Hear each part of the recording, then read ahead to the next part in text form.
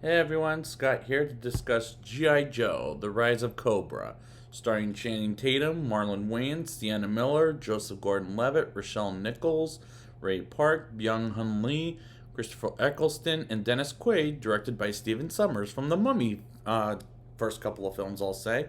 And yes, I am in a hotel room in Hawaii recording the last three for the week of July 8th, starting with G.I. Joe, leading up all the way to Snake Eyes. That's coming out sometime soon. And let's just get into this movie right away because I remember going to theaters for this, and it was the same summer as Transformers Revenge of the Fallen. And do I like this one better than Transformers 2? We'll see. Let's get into it. In France, 1641, a Scottish man is wearing a mask, and what was the point of that scene? It made no sense. Maybe it will later on, I don't know. But Colin, played by Christopher Eccleston, invents a new weapon for the army, and General Hawk, played by Dennis Quaid, is there as McCullen, who owns Mars Weapons Complex, since Duke, played by Channing Tatum, and his partner and friend Ripcord, played by Marlon Wayans from like White Chicks, Scary Movie, and all that. What is he doing here, remind me? To deliver McCullen's new weapon. And what the hell is Marlon Wayans doing in this movie? Like I said, meaning, is this a comedy or an action movie based on a toy? And Duke is not a good character either, and they're not very good actors this time. Channing Tatum will improve later, but not here. They get attacked by an enemy called Cobra, with the Baroness, played by Sienna Miller, who used to be Duke's lover before the events of this movie began, named Anna. And is this making any sense? Hell no. Because I've never played with the G.I. Joe toys, but I know for a fact that Duke and the Baroness were not a couple in the animated movie I've seen before. Yes, there was an animated film from like, I don't know, late 80s that I wish I could have done, but I didn't really see it on iTunes, to be fair. Maybe I'll have to look at it maybe after the series. I'll think about it. Anna, aka the Baroness, approaches Duke and kicks Duke for what happened to her brother, which the audience will learn later in the movie. Snake Eyes, who this movie's leading up to, well, not these two movies are leading up to him, played by Ray Park, compared to Henry Golding. Scarlet, played by Rochelle Nichols. Breaker and Heavy Duty arrive as the Baroness gets away, and General Hawk talks with Duke, and as Duke and Ripcord get on a plane with the G.I. Joes, Duke went in for personal reasons that'll be explained in later on, and honestly, not only does this movie not make sense, but I don't like the characters as badasses, as the acting in this is bad in this movie. The Joes hide in an underground place somewhere in Egypt, with McCullen being on both sides. As one world, he's McCullen, the genius creator weapons designer, and the other side, he's Destro, which is cheesy as hell as he works with the Baroness, as well as Storm Shadow, played by Byung-Hun Lee.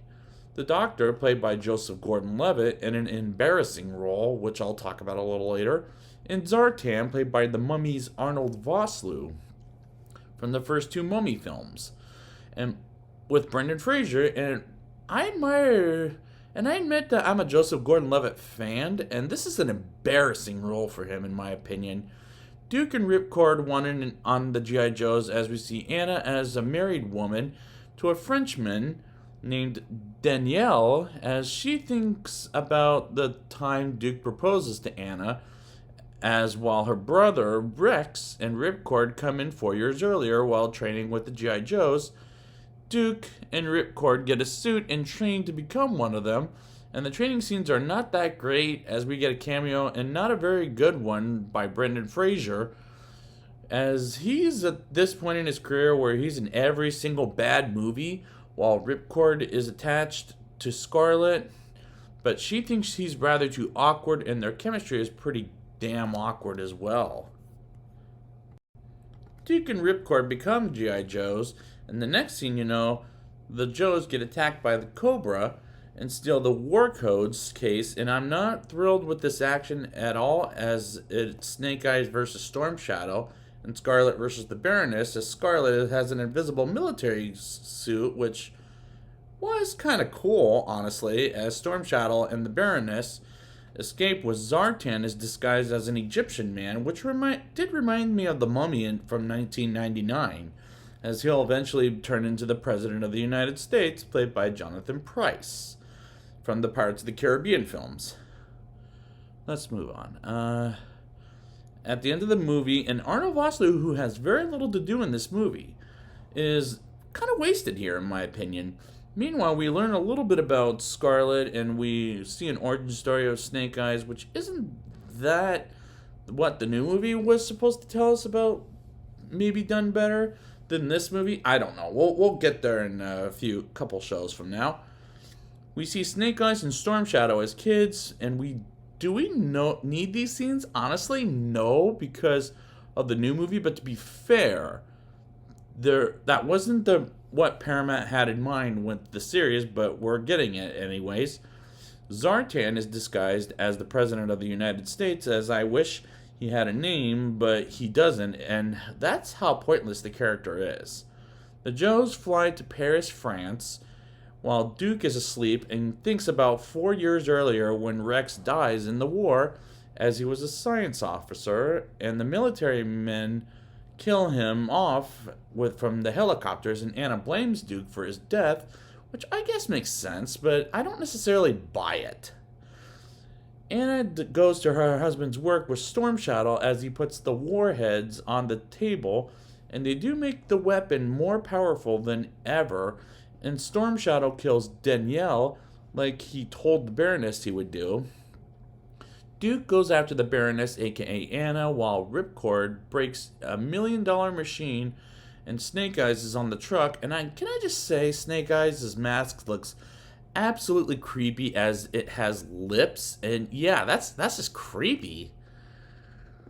Scarlet steals a motorcycle, and they eventually learn Cobra wants to destroy the Eiffel Tower, and the fight between Snake Eyes and Storm Shadow on the car looked very cartoony in a very bad way.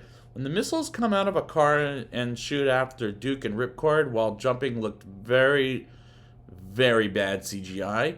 And the movements are very bad looking, and they're landing up from the train crash. And as the dialogue is super stupid in this scene, like when the Baroness says to a woman getting out of an elevator, "Nice shoes," just ugh. I couldn't have rolled my eyes any harder than that. It's very eye-rolling, as it is cringeworthy. Storm Shadow shoots the Eiffel Tower as Ripcord misses the opportunity to stop the missile and gets away. Meanwhile, Duke catches up with the Baroness and stops the tower from turning green, but doesn't stop the tower from being destroyed. As it collapses, Cobra captures Duke, as the Joes, with an exception of Snake Eyes, are arrested. And despite I don't like that much, but Snake Eyes is the best character in this movie. General Hawk arrives and lets the Joes go as long as the Joes are terminated from duty. And we get another flashback of Snake Eyes and how he and Stormbreaker become enemies, the enemies we know of today. As Storm Shadow killed their master, and these scenes are badly shot, and the actors are absolutely miserable in their roles in this movie. McCullen hides in the underwater with Cobra as he explains to Duke his evil plan, and I thought, yeah, it's too cliche of action movies like this to pull this type of crap off very frickin' poorly, while Anna is beginning to have feelings for Duke. Again, while getting tortured by Destro's men, and this is turning into a very stupid movie. They take Duke to the doctor, and this is the point I'm thinking this property is destroyed forever. We'll see how the next one goes, but I'm not sure. But the property is destroyed by this movie, but we'll see if they fix it next time, like I said, and I haven't seen it since probably theaters, if I'm not mistaken. The Doctor reveals himself as Rex, and this is beginning to become laughable, as we learn why Rex became this stupid character to begin with, which is an embarrassment of Joseph Gordon-Levitt's career, as I'm a fan of his, as he's a great actor, but not in this movie, which is a shame, Ripcord finally gets a kiss from Scarlet, which is another cliche of action movies, while Anna saves Duke's life. And Rex almost kills his own sister, which is so freaking stupid as this plot as well. The final battle between the Joes and Cobra begins as they fight and shoot the missiles, while the Joes shoot up the control room and Ripcord flies up to get the third one. And the final one, thank God, too, as it blows up by speaking the Scottish. And McCullen almost burns Duke as Duke fires his weapon to blow him away and knocks out Rex for a bit. And Zartan disguises himself as the President of the United States, which I brought up earlier. And the guns are finally down, and Snake Eyes and Storm Shadow fight it off once again as Rex gets McCullen's out. And Duke gets Anna out as well, while Storm Shadow takes off his shirt, which kind of dumb, I would say, and continues to fight with Snake Eyes. And Ripcord fires but misses the missile and shoots it one more time and accomplishes it with his ship is getting destroyed, and he ejects from the plane, and Ripcord gets arrested again, while Storm Shadow is now defeated but is not dead quite yet. And Duke fires at Rex as one goes through and hits his ship, while one doesn't and hits the wall. And the rest of the Joes get out of the underwater place, and Heavy Duty says the line I sort of know from the animated show, which is "Yo, Joe," which is not enough for me to enjoy the movie. And McCullen becomes Destro, which, come on, wasn't he Destro the whole time? Rex becomes the Cobra commander as Duke and his army comes in and arrests him and puts them to jail, including Anna, as they save the world and the G.I. Joes become a team. Before the credits roll, we see Zartan as the President of the United States, which will set up for the next film. And the climax is all over the place, as the entire movie is all over the place and a mess. Now it's time for the rating. I'll give this movie a 3.1 out of 10. The entire movie is all over the place, as it's a mess of a movie, as it makes no sense. I don't like the characters, as Snake Eyes is the best character in the movie, but I still don't like him, which is because of his mask and how creepy he looks, which is a shame, and the CGI in this movie is bad looking and a terrible cartoony ride. This is a stupid movie with stupid dialogue as well as a stupid script, but we'll see if it gets improved week after week, or movie after movie, I'll say. So I'd like to thank you guys for joining me, and next time we'll be back with G.I. Joe Retaliation. And until next time, Yo, Joe!